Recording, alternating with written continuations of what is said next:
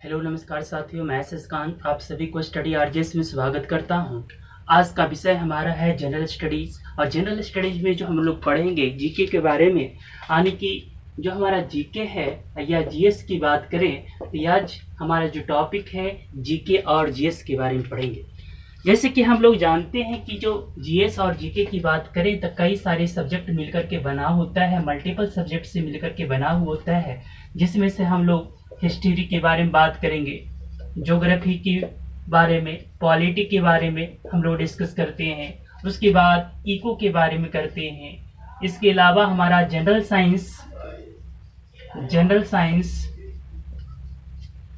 Science के अलावा आजकल जो पेपर में आता है इन्वायरमेंट से रिलेटेड होता है। इसके अलावा जो हमारा है वो आर्ट एंड कल्चर के बारे में पढ़े जाते हैं, अलग से आर्ट एंड कल्चर। इसके अलावा हम लोग कह सकते हैं कि करंट अफेयर्स जो मोस्ट इम्पॉर्टेंट टॉपिक है, करंट अफेयर्स, उससे भी प्रश्न आते हैं। तो देखो कि जैसे मैंने कहा कि जनरल स्टडीज, तो जनरल स्टडी का अर्थ होता है मल्टीपल सब्जेक्ट, बहुत सारे सब्जेक्ट मिलकर के बने होते हैं। जीकेस बहुत सारे सब्जेक्ट की मिलकर के बनते हैं। जनरल नॉलेज की बात करते हैं तो आज का विषय हमारा है वो है जनरल साइंस के बारे में पढ़ेंगे। तो आज हम लोग जो देखेंगे वो जनरल साइंस के बारे में पढ़ेंगे। वीडियो बहुत थोड़ी लंबी होने वाले हैं, आप बने रहें वीडियो पर, क्योंकि बहुत शानदार वीडियो बनने वाला है, बहुत ही इंटरेस्टिंग और बहुत ही मजेदार वीडियो बनने वाला है। तो आप वीडियो पर बने रहें। तो आज का टॉपिक हम लोग स्टार्ट करते हैं, जनरल साइंस। इसके पहले अगर चैनल पे नए हैं तो सब्सक्राइब करें और ज़्यादा से ज़्यादा शेयर करें, लाइक करें, कमेंट करें। तो हम लोग स्टार्ट करते हैं। आज का टॉपिक हमारा जीएस या जीके में हम लोग स्टार्ट करते हैं और वो टॉपिक हमारा है जनरल साइंस के बारे में। जैसे कि हम लोग जानते हैं कि एक काफ़ी इम्पोर्टेंट टॉपिक है। पेपर किसी भी चीज़ का हो, आप लोअर एग्जामिनेशन से उठाएंगे, अपर एग्जामिनेशन, जितने भी टॉप लेवल के एग्जामिनेशन होती हैं उनमें जनरल साइंस से रिलेटेड प्रश्न आते हैं। तो ये नहीं समझना कि मेरे पेपर में नहीं आता, आपके पेपर में नहीं आएगा, ये सभी के पेपर में आते, कॉमन सिलेबस है। लेकिन इसकी बात करते हैं, हम जनरल साइंस की बात करते हैं, लेकिन एक पॉइंट को हमें ध्यान रखना हो कि हमें साइंस के बारे में बात नहीं किया है। तो not general science is not science. जहां तक हम साइंस की बात करते हैं तो स्टडी ऑफ सब्जेक्ट की बात करते हैं। यानी कि जब हम स्टडी ऑफ सब्जेक्ट की बात, इंडिविजुअल सब्जेक्ट की स्टडी करने की बात करते हैं तो वो हमारा सब्जेक्ट वाला है, जहाँ पर फॉर्मूले भी हो सकता है, प्रिंसिपल भी हो सकते हैं, बहुत सारे न्यूमेरिकल भी आते हैं, है ना। तो हम सब्जेक्ट की बात नहीं कर करके हम जनरल साइंस की बात करेंगे। और जनरल साइंस का मतलब एक टॉपिक होती है डे टू डे लाइफ, एक ऐसा साइंस जिसका रिलेशन हमारा कॉमन लाइफ से रिलेटेड है, कॉमन लाइफ से कोऑर्डिनेट करता हो, आसपास की चीजों से कोऑर्डिनेट मिलकर के बना होता है। तो ऐसे साइंस को हम लोग जनरल साइंस कहते हैं। It is part of science but it is not subject science. ये सब्जेक्ट का साइंस नहीं है। और उदाहरण के लिए हम लोग लेते हैं, जैसे हम मार्केट जाते हैं तो बहुत सारे हम लोग मेजरमेंट का सिस्टम देखते हैं। इस मेजरमेंट सिस्टम में हम देखते हैं कि बहुत सारी चीजों को हम जब तो तौलते हैं या मेजर नापने का काम करते हैं या वजन करने का काम करते हैं। तो आज का टॉपिक हमारा जो मेन रूप से स्टार्ट होगा, वो जो जनरल साइंस में स्टार्ट करेंगे, उस टॉपिक का नाम हमारा है यूनिट मेजरमेंट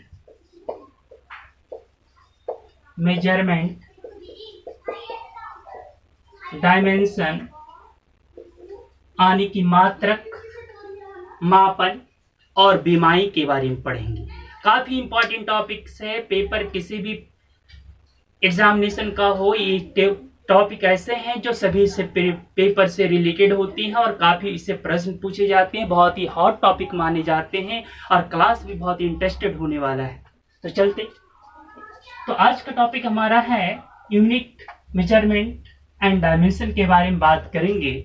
और सबसे पहले हम लोग यूनिट के बारे में बात करते हैं कि यूनिट क्या होता है, यानी यूनिट क्या है।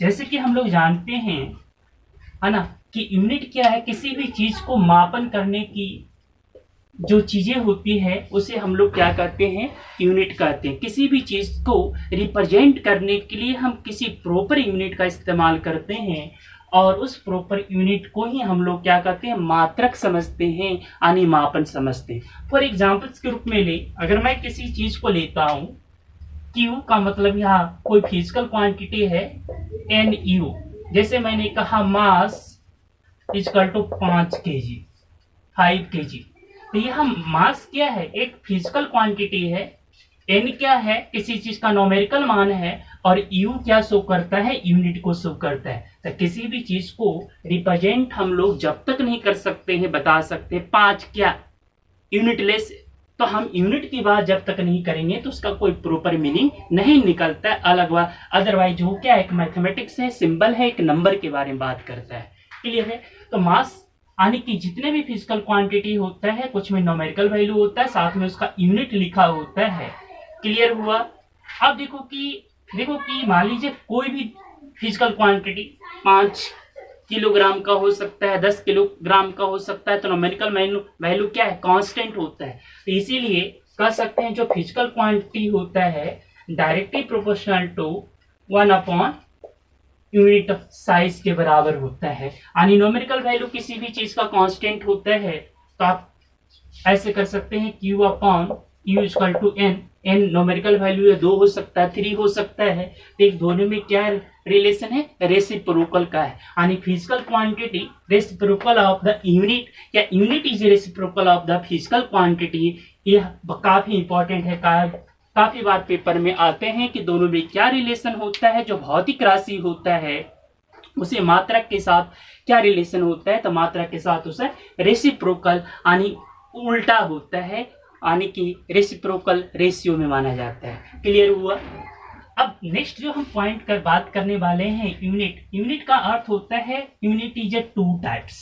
एंड यूनिट यहाँ पर हम 2 प्रकार के होते हैं। एक यूनिट को हम लोग एसआई मात्रक कहते हैं, एसआई यूनिट कहते हैं, दूसरे को हम लोग डेराइव्ड यूनिट कहते हैं। And unit is a 2 types, one is called SI unit, other is called derived unit. Unit 2 प्रकार के। तो एसआई यूनिट क्या होता है, सबसे पहले हम लोग एसआई यूनिट कहते हैं, स्टैंडर्ड इंटरनेशनल यूनिट, अंतर्राष्ट्रीय मात्रक माने जाते हैं और अंतर्राष्ट्रीय स्तर पर वैलिड माने जाते हैं। कई सारे नामों से जानते हैं इसको, हम लोग एमकेएस यूनिट के नाम से भी जानते हैं, है ना, इंटरनेशनल यूनिट के नाम से जानते हैं, हम इसे फंडामेंटल यूनिट के नाम से जानते हैं, मूल मात्रक के नाम से जानते हैं। जबकि डिराइव्ड यूनिट वे यूनिट होता है with the help of SI unit is called derived unit. ऐसा मात्रक जो एसआई यूनिट से मिलकर के बना होता है, जिसका अस्तित्व होता है, वही क्या कहलाता है, व्युत्क्रमण मात्रक कहलाता है। तो हमारा एग्जिस्टेंस इंडिपेंडेंट के रूप में कौन है, फंडामेंटल यूनिट है। ये क्या कहलाता है, डिपेंडेंट यूनिट कहलाता है, किसी दूसरे पर निर्भर है। किस पर निर्भर है, एसआई यूनिट के हेल्प से बनता है। तो देखो इंटरनेशनल जो यूनिट है, एसआई जो यूनिट है, वो अंतर्राष्ट्रीय स्तर पर वैलिड मानी जाती है। दुनिया के किसी भी विदेश में चले जाओगे उसका स्टैंडर्ड मान इक्वल होता है, बराबर होता है, क्योंकि ये इंटरनेशनल लेबोरेटरी में जो पहली बार 1 किलोग्राम बनाया गया था, 1 मीटर बनाया गया था, जो सेकेंड मेजरमेंट करने के लिए यूनिट बनाए गए थे, आज भी रखा हुआ है, इंटरनेशनल म्यूजियम में रखा हुआ है। तो ये हमारा इंटरनेशनल जो यूनिट है वो स्टैंडर्ड यूनिट माना जाता है, स्टैंडर्ड एसआई मात्रक होते हैं।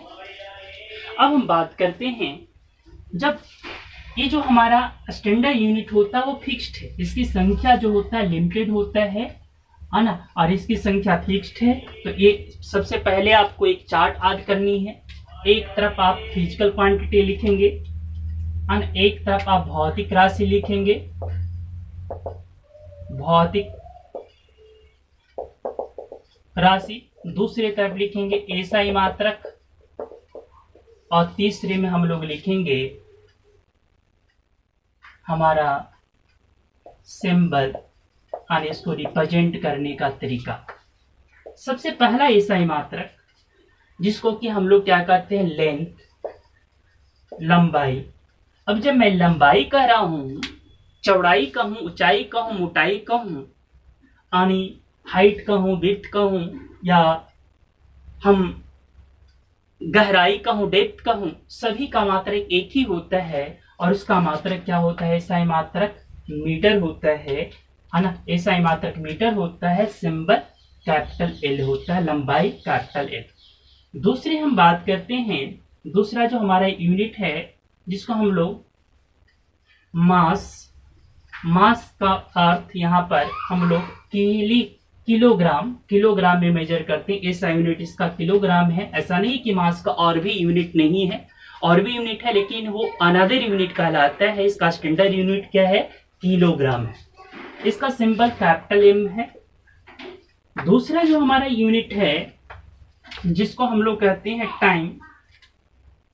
अब टाइम सेकेंड या एसईसी सेकेंड भी लिख सकते हैं, capital T, time capital T. Fourth जो हमारा यूनिट है, फोर्थ यूनिट हम लोग लिखेंगे, first number second number fourth unit लिखेंगे। फोर्थ हमारा है अमाउंट ऑफ सबस्टांस, पदार्थ की मात्रा। अमाउंट ऑफ सब्सटेंस, पदार्थ की मात्रा। और पदार्थ की जो मात्रा होता है इसको हम लोग मोल में मेजर करते हैं, MOL या MOLE, मोल, है ना। इसका सिंबल हम लोग यही देते हैं, MOL। नेक्स्ट जो हमारा है फिफ्थ नंबर जो है टेम्परेचर। यानी कि टेम्परेचर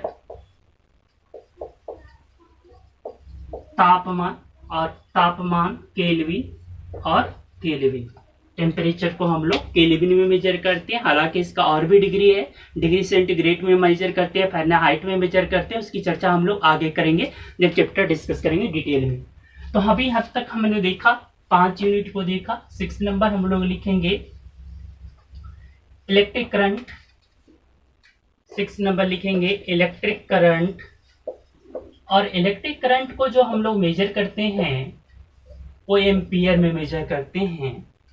इसका एम्पियर या कैपिटल आई के रूप में लिखते हैं। 7th नंबर जिसको हम लोग कहते हैं ल्यूमिनस इंटेंसिटी, ज्योति तीव्रता। और ज्योति तीव्रता को हम लोग कैंडला CD में मेजर करते हैं। कैंडला लिख सकते हैं, CD लिख सकते हैं।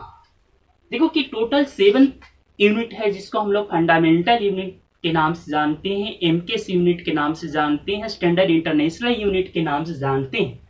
बस जब 7 यूनिट को हम लोग फंडामेंटल यूनिट के रूप में मान्यता दिया गया इंटरनेशनल साइंटिस्ट के द्वारा, तो ये देखो कि 7 से कुछ काम नहीं चला, तो इसमें 2 और भी सप्लीमेंट यूज किया गया, और भी 2 ऐड किए गए, तब टोटल अब कितने हो गए, 7 + 2 9। तो देखो कि इसको रिमाइंड करना जरूरी है। आगे जितने भी यूनिट पढ़ेंगे, डायमेंशन पढ़ेंगे, मेजरमेंट पढ़ेंगे, उसका इस्तेमाल आप इसको 7 को ही करना है। बाकी जो मैं 2 लिखवाऊंगा वो सप्लीमेंट्री होता है। मूल रूप से मूल मात्रक के रूप में हम लोग इस 7 का ही इस्तेमाल करते हैं। और दुनिया की जितने भी हम यूनिट बनाएंगे, जितने भी फिजिकल भौतिक राशि बनाएंगे, वो इस 7 के हेल्प से ही बनाएंगे। इसलिए डिराइव्ड यूनिट इसी की हेल्प से बनने वाला है। इसलिए आपको रिमाइंड होना चाहिए, 7 के बारे में आपको अच्छी तरह रिमाइंड होना चाहिए। अब हम बात करते हैं जो हमारा 2 सप्लीमेंट्री यूनिट था जिसको हम लोग सहायक मात्रक के रूप में जानते थे। एक 2 + 7 + 2, ये 2 जो हो गया एसआई मात्रक स्टैंडर्ड, और ये जो 2 हो गया सप्लीमेंट्री यूनिट सहायक मात्रक, तक टोटल हमारा 9 हो गया। This is called base unit. इसी को हम लोग क्या कहते हैं, आधार मात्रक कहते हैं। तो 8 नंबर हमारा कौन सा है, 7th नंबर तक हम बता चुके थे। पहला है प्लेन एंगल, समतल कोण। और समतल कोण को हम लोग कोण को किस में मेजर करते हैं, कोण को हम लोग रेडियन में मेजर करते हैं। इसका सिंबल आर ले सकते हैं, आर भी लिखते हैं, RAD भी लिखते हैं, रेडियन इसे मेजरमेंट। 9th नंबर हमारा जो है वो सॉलिड एंगल है। 3 डायमेंशनल जो पिक्चर होता है उसको सॉलिड एंगल कहते हैं। और सॉलिड एंगल को हम लोग स्टेडियन में मेजर करते हैं, SR में मेजर करते हैं। तो अभी तक हमने 9 यूनिट के बारे में बताया। 7 मूल मात्रक प्लस 2 जो है हमारा सप्लीमेंट्री यूनिट सहायक मात्रक, ये टोटल ये 9 से ही मिलकर के पूरे जितने भी यूनिट होगा, ये दो बेसिकली ये दो का भी इस्तेमाल बहुत लिस्ट होता है, बहुत कम होता है। जब हम रोटेशन की बात करते हैं, जब हम एक तरह से कोण की बात करेंगे, एंगल की बात करेंगे, तब इस्तेमाल होगा। अदरवाइज जो हमारा 7 है वो 7 का ही प्रयोग कर करके दुनिया के जितने भी फिजिकल क्वांटिटी है उसका सभी यूनिट का इस्तेमाल किए जा सकते हैं, बनाए जा सकते हैं, निकाले जा सकते हैं, उसी से डिराइव्ड होकर के बनी होती है। क्लियर हुआ? अब हम बात करते हैं डिराइव्ड यूनिट के बारे में बात करेंगे। यानी डिराइव्ड यूनिट बहुत इंपॉर्टेंट है। डिराइव्ड यूनिट प्रश्न यहां से आते हैं। डिराइव्ड यूनिट यानी व्युत्क्रमण मात्रक। व्युत्क्रमण मात्रक के बारे में मैंने पहले बताया, with the help of SI मात्रक। एसआई मात्रक से मिलकर के जो बना होता है उसे व्युत्क्रमण मात्रक कहते हैं, सहायक यानी कि व्युत्क्रमण कहते हैं या डिराइव्ड कहते हैं। फॉर एग्जाम्पल्स के रूप में लेते हैं, उदाहरण नंबर फर्स्ट हम लोग डिस्टेंस को लेते हैं। डिस्टेंस का अर्थ हिंदी में कहते हैं दूरी। दूरी आप जानते हैं, दूरी एक प्रकार की क्या है? लंबाई है, एक प्रकार का डिस्टेंस है। और मैंने पहले भी कहा कि जितने भी डिस्टेंस होते हैं, लंबाई हो, चौड़ाई हो, मोटाई हो, ऊंचाई हो, उसका मात्रक एक ही होता है और वो मात्रक क्या है? मीटर होता है। इसका एसआई मात्रक क्या हो गया? डिस्टेंस का एसआई मात्रक मीटर होता है, एम्बो होता है। दूसरा उदाहरण मैं ले रहा हूं, डिस्प्लेसमेंट। डिस्प्लेसमेंट को हम लोग हिंदी में विस्थापन कहते हैं, यानी विस्थापन।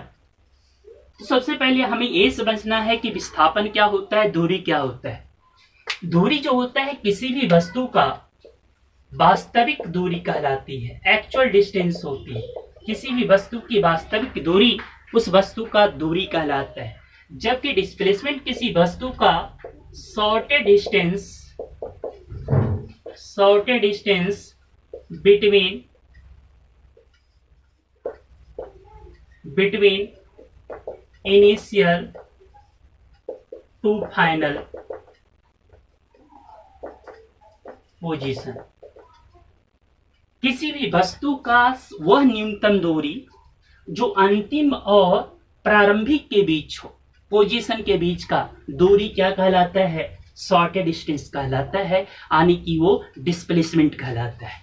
अब देखो कि इसमें ऑटोमेटिक एक चीज हमें मेंशन है कि इसमें डायरेक्शन भी मेंशन है। इनिशियल टू फाइनल होना चाहिए, बीच में कहां जा रहा नहीं जा रहा उससे कोई मतलब नहीं है। तो किसी भी ऑब्जेक्ट का डिस्प्लेसमेंट क्या है? शॉर्टेड डिस्टेंस है। और शॉर्टेड डिस्टेंस हो या एक्चुअल डिस्टेंस हो, और जब भी हम डिस्टेंस की बात करेंगे तो सबका एसआई मात्रक क्या हो जाएगा? इसका भी एसआई मात्रक क्या कहलाता है? मीटर कहलाता है। तो डिस्प्लेसमेंट हो या डिस्टेंस हो, दोनों का एसआई मात्रक क्या होता है? दूरी होता है। क्लियर हुआ पॉइंट? अब थोड़ा सा हम लोग डिफरेंस समझने का प्रयास करेंगे। काफी पेपर में पूछे जाते हैं और काफी इंपॉर्टेंट पॉइंट है कि डिस्टेंस और डिस्प्लेसमेंट में क्या डिफरेंस है और रिलेशन क्या है। तो इस रिलेशन को और हम डिफरेंसेस को देखने का प्रयास करेंगे।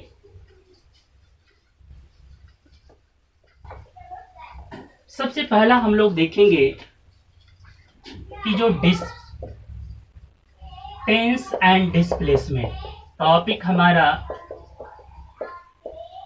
डिस्टेंस और डिस्प्लेसमेंट की बात हुआ। तो पहला पॉइंट मैंने कहा एक किसी वस्तु का एक्चुअल डिस्टेंस, जबकि ये किसी वस्तु का शॉर्टेड डिस्टेंस। इसमें नो डायरेक्शन, कोई दिशा निर्धारित नहीं होता है। दिशा निर्धारित होता है initial to final. Initial to final point लिख देंगे, इनिशियल टू फाइनल पॉइंट दोनों में। अब इसमें क्या, जो डिस्टेंस होता है, जो डिस्टेंस होगा आगे पढ़ाऊंगा, जिसमें कोई डायरेक्शन नहीं होता है, ऐसे राशि को हम लोग स्केलर क्वांटिटी कहते हैं, यानी कि अदिश राशि कहते हैं। जबकि ऐसे राशि जिसमें दिशा निर्धारित हो और जिसमें डायरेक्शन हो, यानी कि इसमें डायरेक्शन हो गया, तो डायरेक्शन वाले को हम लोग क्या कहते हैं? वेक्टर क्वांटिटी कहते हैं। आगे पढ़ाएंगे स्केलर क्वांटिटी क्या होता है, वेक्टर क्वांटिटी क्या होता है, दोनों में डिफरेंस। अभी खाली इतना देख लें कि कौन स्केलर है कौन वेक्टर है। इसके अलावा मैं डिटेल में इसको डिस्क्राइब करने का प्रयास करूंगा कि वेक्टर क्वांटिटी क्या होता है और स्केलर क्वांटिटी क्या होता है। तो दोनों में डिफरेंस समझ में आया। इसका ऐसा ही मात्रक मीटर होता है, इसका ऐसा ही मात्रक क्या होता है? मीटर होता है। अब किसी को और भी नहीं समझ में आया तो और भी मैं बताऊंगा। जो डिस्टेंस होता है किसी वस्तु का वो ऑलवेज पॉजिटिव होता है, हमेशा सकारात्मक होता है। जबकि डिस्प्लेसमेंट किसी वस्तु का पॉजिटिव हो सकता है, नेगेटिव हो सकता है, जीरो हो सकता है, तीनों हो सकता है। पॉजिटिव, नेगेटिव, जीरो तीनों हो सकता है। अब ये दोनों में एक रिलेशन भी बनता है और वो रिलेशन है हमारा कि जो डिस्प्लेसमेंट होता है, सॉरी, जो डिस्टेंस होता है always greater than, equal than displacement. यानी डिस्टेंस हमेशा जो होगा वो बड़ा होगा, में भी बराबर हो सकता है एक केसेस में डिस्प्लेसमेंट का। यह दोनों में रिलेशन है। अब इसको पॉइंट समझ लिया, नोट डाउन कर लीजिए, काफी इंपॉर्टेंट पॉइंट है, पेपर में पूछे जाते हैं। रिलेशन भी कई बार पेपर में आ चुके हैं। दोनों में डिफरेंसेस मैंने बता दिया। फिर भी किसी को नहीं समझ में आया तो थोड़ा और भी मैं इसको ब्रेक डाउन करने का प्रयास कर रहा हूँ, तोड़ने का प्रयास कर रहा हूँ और एक रिलेशन के तहत, एक फिगर के तहत मैं इसको समझाने का प्रयास करूंगा कि आपको बेस्ट से बेस्ट तरीके से आपको समझ में आए। अब दोनों में रिलेशन क्या है ये देख लिया हमने कि रिलेशन क्या है। ये चीजों को ध्यान रखेंगे। तो रिलेशन हमारा के साथ साथ मैंने एक फिगर समझने का प्रयास करे। अब ये मान लीजिए फिगर है, यहां पर ए पॉइंट है, दूसरा बी पॉइंट है और यहां पर सी पॉइंट है। ए पॉइंट ए से बी और दूसरा बी से सी। अब दोनों में बताएंगे कि दोनों अगर ये 4 मीटर है, ये 3 मीटर है, तो आप बताएंगे कि ए से और सी के बीच का डिस्टेंस कितना होगा। एनीवन, कोई भी बताएंगे कि डिस्टेंस कितना हुआ। इसका आंसर क्या हो सकता है? Can't be determination, can't be determined. इसका हम निर्धारित नहीं कर सकते हैं, डिटरमाइंड नहीं कर सकते हैं, डिटर्मिनेशन नहीं कर सकते, निर्धारित नहीं कर सकते इसके आंसर को। क्यों? क्योंकि जब तक हमें ए मालूम नहीं हो कि ये दोनों के बीच में ए बी और बीसी के बीच में एंगल कितना है, कोण कितना है, जब तक मैं इसका आंसर निकाल नहीं सकता हूं। और जब आंसर नहीं निकाल सकता हूं तो यही जो विशेष तरीके हैं जो ट्रायंगल लॉज कहलाते हैं, यही क्या कहलाता है? डिस्प्लेसमेंट लॉज कहलाते हैं। और डिस्प्लेसमेंट लॉज और ट्रायंगल लॉ जो होते हैं, नॉर्मल जो हमारा एडिशन, सब्ट्रैक्शन या जो मैथमेटिक्स पढ़ते हैं उससे डिफरेंट होता है। यही लॉज ऑफ फिजिक्स होता है। अगर ये बातें आपको समझ में आ गया तो पूरे फिजिक्स की आपकी कंसेप्ट समझ में आ जाएगी। क्योंकि पूरा जो है फिजिक्स इसी को डायरेक्शन और मैग्नीट्यूड ही निकालने की बात करता है। अगर डायरेक्शन आपको समझ में आ रहा है, दिशा निर्धारित किया जा सकता है, तो उसके मैग्नीट्यूड भी निकाली जा सकती है, उसके आंसर भी निकाला जा सकता है। तो इसका आंसर क्या हो गया? Can't be determine. देखो, अगर ये एंगल मालूम हो थीटा बराबर 90 डिग्री, अगर किसी ने कह दिया इफ थीटा बराबर 90 डिग्री, तो अगर 90 कहेगा तब हम 5 मीटर कहेंगे ना, तब 5 मीटर हुआ ना। इफ कहेगा थीटा बराबर 180 डिग्री, 180 डिग्री कहेगा तो कितना? 4 + 3 मीटर, यानी कितना? 7 मीटर, राइट। सॉरी, थीटा बराबर अगर कहेगा 0 डिग्री तो 0 डिग्री कहेगा तो ये दोनों लाइन क्या हो जाएगा? स्लोप एक ही लाइन में हो जाएगा। तो 4 + 3, यानी कि 4 + 3 कितना हो गया? 7 मीटर हो गया। इफ थीटा = 180 डिग्री, अगर थीटा बराबर 180 डिग्री करेगा तो ये लाइन क्या हो जाएगा, ओवरलैप कर जाएगा, तो 4 - 3 कितना हो जाएगा, 1 मीटर हो जाएगा। तो समझ में आया, यही डिफरेंस है डिस्प्लेसमेंट और नॉर्मल डिस्टेंस में। यही डिफरेंस है। डिस्प्लेसमेंट को निकालने के लिए एक विशेष प्रकार के तरीके को अपनाया जाता है, एक डायरेक्शन को मेजरमेंट की जाती है और उसके माध्यम से हम कोण को रिप्रेजेंट करते हैं। और जब तक कोण नहीं मालूम है, एंगल नहीं मालूम है, हम उसके मैग्नीट्यूड को फाइंड आउट नहीं कर सकते, है ना। दूसरी इसकी डिस्प्लेसमेंट और डिस्टेंस की जो कंसेप्ट हमने बताया था कि जो डिस्प्लेसमेंट होता है वो निगेटिव भी हो सकता है, पॉजिटिव भी हो सकता है, जीरो भी हो सकता है। ऐसे समझने का प्रयास करें। मान लीजिए ए से बी कोई पॉइंट है, इसकी डिस्टेंस हमने देख रखा है 40 मीटर दे रखा है। तो कोई पॉइंट ए से बी चलता है, तो ए से बी चलता है, तो ऐसे कंडीशन में केस नंबर फर्स्ट लिखते हैं, है ना। केस नंबर फर्स्ट में क्या है, A to B, right. A to B जब चलेगा, जब एक ही डायरेक्शन है, इनिशियल और फाइनल मालूम है, तो डिस्टेंस कितना होगा, 40 मीटर। डिस्प्लेसमेंट कितना होगा, 40 मीटर। तो आने की डिस्टेंस इक्वल टू डिस्प्लेसमेंट, आने 40 मीटर, दोनों बराबर। केस नंबर सेकेंड हम देखेंगे, मान लीजिए ए से बी गया और बी से वापस पुनः ए पर आ गया, और जब वापस आया तो उसको सी पॉइंट कह रहा है, आने की case number second, A to B और बी टू सी। अब देखो कि जो डिस्प्लेसमेंट डिस्टेंस हुआ किसी भी वस्तु का वास्तविक दूरी होता है, तो 40 मीटर गया प्लस 40 मीटर वापस आया, टोटल कितना, 80 मीटर, है ना। जबकि जो डिस्प्लेसमेंट हुआ 40 मीटर गया था, अब 40 मीटर वापस आ गया, लौट के आ गया, है ना। तो दोनों में माइनस करेंगे तो कितना हो गया, 0 मीटर। तो डिस्प्लेसमेंट 0 हो गया। अब देखो कि यहाँ सी जो पॉइंट है, अब यहाँ पर मैं डी पॉइंट एक मार्क कर रहा हूँ, डी पॉइंट इसको मार्क कर रहा हूँ, और डी की डिस्टेंस यहाँ पर 10 मीटर है, ये डी है ना, राइट। अब हम पॉइंट नंबर जो हमारा है, केस नंबर थर्ड है, A to B, B to C, B to D. तो सबसे पहले हम डिस्टेंस की बात करेंगे। तो distance 40 meter plus 40 meter plus 10 meter, आने कितना, 90 मीटर।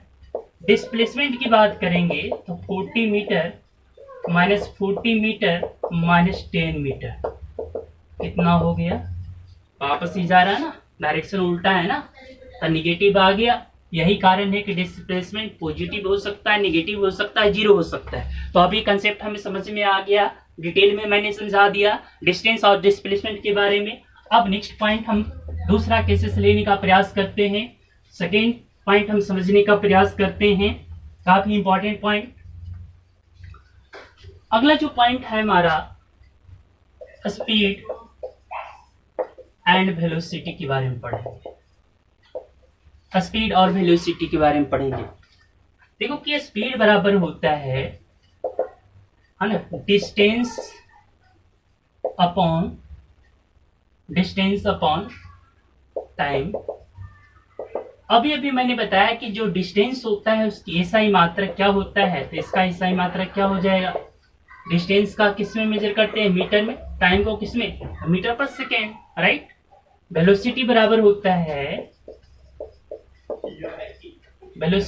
होता है डिस्प्लेसमेंट अपॉन टाइम, यानी एसआई मात्रक मीटर पर सेकेंड। क्लियर है पॉइंट, है ना। आगे डिटेल में इसको पढ़ाऊंगा, है ना। तो ये भी कौन सी क्वांटिटी हो गया, वेक्टर क्वांटिटी है ना। और ये क्या हो गया, स्केलर क्वांटिटी है, स्केलर क्वांटिटी है। तो स्केलर क्वांटिटी और वेक्टर क्वांटिटी है, ये भी चीज को ध्यान रखेंगे। दोनों का ऐसा मात्रक हमने देख लिया। अब नेक्स्ट पॉइंट हम लोग देखेंगे त्वरण के बारे में। एक्सलेशन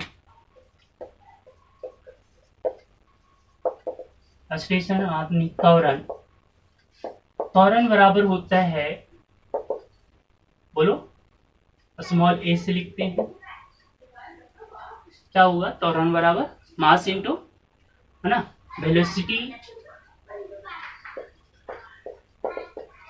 अपॉन टाइम, और इसीलिए इसका एसआई मात्रक वेलोसिटी का क्या लिखे थे, मीटर पर सेकेंड अपॉन सेकेंड, क्या हो जाएगा, मीटर पर सेकेंड स्क्वायर। एक चीज बताना, मैंने कुछ लिख रहा हूं, जो चार्ट में मैंने प्रिपेयर किया था, जो 7 हमने यूनिट लिखा था, उसी से हम यूज कर रहे हैं ना, इसीलिए डिराइव्ड यूनिट सारे कहलाते हैं। क्लियर है यहाँ तक पॉइंट, है ना। त्वरण जब पॉजिटिव होती है तो एक्सेलरेशन कहलाता है, निगेटिव होता है तो रिटार्डेशन कहलाता है। क्लियर है। अब नेक्स्ट पॉइंट हम लोग देखते हैं, बल बराबर यानी फोर्स बराबर बल, फोर्स, बल बराबर होता है, बल कैपिटल एफ से लिख सकते हो, मास इंटू एक्सेलरेशन, और मास को हम लोग किस में लिखते थे, एस आई, यहां लिखेंगे एस आई मात्रक,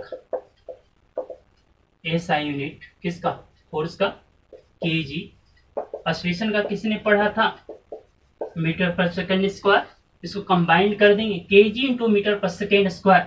हम जानते हैं न्यूटन इज ए साइंटिस्ट, उसे न्यूटन ने ही विश्व का ऐसा वैज्ञानिक जो बल के डिफिनेशन को डिफाइंड किया, है ना, ग्रेविटेशनल का लॉ दिया, consider is a father of the physics, Newton के बारे में बात कर रहे हैं। तो इसीलिए इसको रिगार्ड देने के लिए केजी इंटू मीटर पर सेकेंड स्क्वायर को 1 न्यूटन के बराबर मानते हैं, यानी Newton is a unit of force. तो इसका ये सही मात्रक क्या हो गया, अब डायरेक्ट इसको हम क्या कर देंगे, न्यूटन लिखेंगे, कैपिटल एन लिखेंगे। क्लियर हो गया पॉइंट। अब देखो कि बल का एक पुराना यूनिट भी बड़ा फेमस है, पुराना यूनिट, है ना। देखो कि कई सारी यूनिट एग्जिस्टेंस में आई थी। सबसे पहले वाटर सिस्टम आया था। वाटर सिस्टम का मतलब क्या था, एक्सचेंज प्रणाली, एक्सचेंज सिस्टम, दल बदल, है ना। एक गेहूं मेरे पास, एक गेहूं चावल था, आपके पास एक गेहूं पोटैटो था, हमने एक्सचेंज कर लिया। उसके बाद फुट पाउंड्स यूनिट आया, फुट पाउंड सेकेंड यूनिट आया, फिर सीजीएस यूनिट आया, और जो लेटेस्ट जो न्यू डिस्कवरी हमारा है वो है एमकेसी यूनिट, या जिसको हम लोग क्या कहते हैं, MKC unit, metre kilogram second unit, या फंडामेंटल यूनिट के बारे में बात कर रहे थे। तो देखो कि इसका पुराना नाम यानी सीजीएस यूनिट ऑफ फोर्स क्या है, सेंटीमीटर की, सॉरी, ग्राम सेंटीमीटर पर second square, that is called 1 dyne, यानी 1 डाइन के बराबर होता है। और dyne is a CGS unit of बल, और बल का जो सीजीएस मात्रक है वो डाइन कहलाता है, डी/एन डाइन कहलाता है। अब कई बार प्रश्न हमें ये पूछे जाते हैं कि 1 न्यूटन और 1 डाइन में क्या रिलेशन है। कई बार पेपर में आ चुका है कि 1 newton equivalent to how many dyne, कितने डाइन के इक्विवेलेंट माने जाएंगे। इसका न्यूटन का मतलब क्या, केजी इंटू मीटर पर सेकेंड स्क्वायर, यहां मैं साइड में लिख रहा हूं केजी इंटू मीटर पर सेकेंड स्क्वायर, है ना। डाइन का मतलब क्या, ग्राम इंटू सेंटीमीटर पर सेकेंड स्क्वायर। अब देखो कि रिलेशन निकल जाएगा, 1 किलोग्राम को ग्राम में चेंज करोगे तो क्या लिखोगे, 1000, है ना। 1 मीटर है और इधर 1 सेंटीमीटर है, क्या लिखोगे, 100 सेंटीमीटर में हो गया। सेकेंड कैंसिल हो जाएगा, क्या हो जाएगा, 10 पर पावर 5। तो यहाँ आंसर क्या हो जाएगा, 10 पर पावर 5 डाइन की इक्विवेलेंट होता है। This is relation of SI unit of force and CGS unit of force, दोनों में रिलेशन हो गया। क्लियर है। नेक्स्ट पॉइंट हम लोग देखेंगे, नेक्स्ट एग्जांपल्स हम लोग देखेंगे, लिखेंगे वर्क है ना। वर्क एनर्जी, वर्क एनर्जी और वर्क एनर्जी, देखो कि वर्क बराबर होता है फोर्स इंटू डिस्प्लेसमेंट, और फोर्स को अभी अभी पढ़ा था न्यूटन, और डिस्प्लेसमेंट का ऐसा यूनिट क्या होता है, मीटर। तो ऐसा यूनिट क्या हो गया, वर्क का न्यूटन मीटर। और न्यूटन मीटर को हम लोग वर्क का डिस्कवरी करने वाला साइंटिस्ट जूल था, इसलिए इसको क्या लिखते हैं, joule is the name of scientist who discover the about the energy and the work done. Work done के बारे में डिस्कवरी करने वाला था, इसलिए हमने इसको क्या लिखा, कैपिटल जे, जूल। तो ऐसा यूनिट क्या हो गया, डायरेक्ट लिखते हैं वर्क का जूल के बराबर, है ना, कैपिटल जे, राइट। अब देखो एनर्जी के बारे में बात करते हैं। अब एनर्जी के बारे में बात करते हैं कि एनर्जी क्या होता है। तो एनर्जी बराबर होता है कैपेसिटी डूइंग वर्क डन। काम करने की जो क्षमता होती है उसे ही वर्क डन कहते हैं। तो देखो जो काम करने की क्षमता है वही यूनिट किसका हो जाएगा, एनर्जी का यूनिट होगा, है ना। Energy neither be created nor be destroy, only change one form to another form. Work करने में जितनी एनर्जी कैपेसिटी को आप यूटिलाइज करते हैं वही आपकी एनर्जी है, नहीं तो उसको मेजर भी नहीं किया जा सकता एक्चुअल एनर्जी को, है ना। तो इसका भी ऐसा ही मात्रक क्या हो गया, जूल हो गया, है ना। और देखो कि जो एनर्जी का दुनिया का जितने भी चीजें देख रहे हो वो एनर्जी का रूप है, रूपांतरण है, ट्रांसफॉर्मेशन है। इसलिए एनर्जी का बहुत ही वेरियस टाइप ऑफ यूनिट दिखाई देगा, और अलग अलग चीजों में अलग अलग एनर्जी का यूनिट का इस्तेमाल करते हैं। कुछ यहाँ पर हम इस्तेमाल करने का प्रयास करेंगे, यूज करने का प्रयास करेंगे। जैसे एग्जांपल्स, हम लोग जब खाना खाते हैं तो ह्यूमन एनर्जी जो मेजर की जाती है किलो कैलोरी में मेजर की जाती है, और एक कैलोरी बराबर होता है 4.2 जूल के बराबर। नोट डाउन, कई बार पेपर में आ जाता है 1 कैलोरी इक्वल टू 4.2 जूल के बराबर होता है ना। अब देखो कि ये तो हो गया कैलोरी, ह्यूमन एनर्जी की बात किया। दूसरी हम एनर्जी की बात करते हैं, कई बार लिखा होता है इलेक्ट्रॉन वोल्ट, है ना। जो छोटी छोटे माइक्रो इंस्ट्रूमेंट होती है, डिवाइस होता है, उसका इलेक्ट्रॉन वोल्ट में एनर्जी मेजर करते हैं। 1 इलेक्ट्रॉन वोल्ट 1.6 इंटू 10 पर पावर माइनस 19, है ना, 19 जूल के बराबर होता है। ये भी इलेक्ट्रॉनिक डिवाइसेस में यूज करने वाला इलेक्ट्रॉनिक एनर्जी की बात कर रहा हूं। दूसरी जब एनर्जी की बात कर रहा हूं तो एक एनर्जी की बात और भी करते हैं, वो है हमारा घरों में यूज होने वाला इलेक्ट्रिसिटी। तो इलेक्ट्रिसिटी के रूप में जो हम एनर्जी इस्तेमाल करते हैं उसका भी हम लोग देखते हैं कि वो जो है हमारा जो है 1 kWh, आने की के का मतलब किलो, W का मतलब वाट, H का मतलब आवर, है ना। तो ये हमारा 1 kHW की बात करता है। तो 1 kHW मतलब लगभग में जो होता है 3.6 इंटू 10 पर पावर इतनी जूल के बराबर होता है। ये इलेक्ट्रिकल एनर्जी कहलाता है। इलेक्ट्रॉनिक एनर्जी के बारे में हमने बात कर लिया। अब देखो कि वर्क का एक पुराना यूनिट भी नाम है जिसका सीजियस यूनिट कहते हैं। सीजियस यूनिट का इसका अर्थ होता है ना, अर्ग। अर्ग इसका पुराना नाम है, अर्ग। तो कई बार पेपर में आ जाता है कि 1 जूल कितने अर्ग के बराबर होते हैं, ये भी आ जाते हैं। तो जैसे अभी निकाले थे, बल के बारे में निकाले थे, तो उसी तरह आप लोग निकालेंगे।